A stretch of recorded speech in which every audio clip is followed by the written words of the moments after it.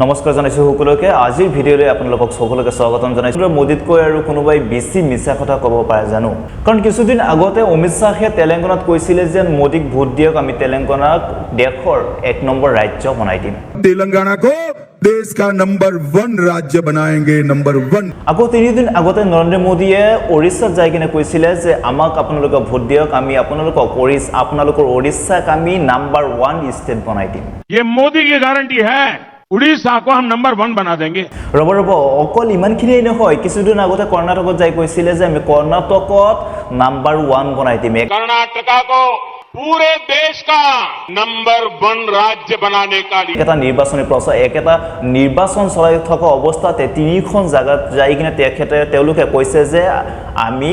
তেলেংগানাত নাম্বাৰ 1 বনাই দিম তেলেংগানাত ভোট দিয়ক আমি ওড়িশাক নাম্বাৰ 1 ৰাজ্য হিচাপে বনাই দিম ওড়িশাত আমাক ভোট দিয়ক আমি কৰ্ণাটকক আমি নাম্বাৰ 1 ৰাজ্য বনাই দিম আমাক ভোট দিয়ক ৰব আৰু এটা কথা কৈছিলে যে দেশত প্ৰথম অধিকাৰ হল মুছলমানসকলে দেশৰ প্ৰথম অধিকাৰ পাব লাগে कि देश की संपत्ति पर पहला अधिकार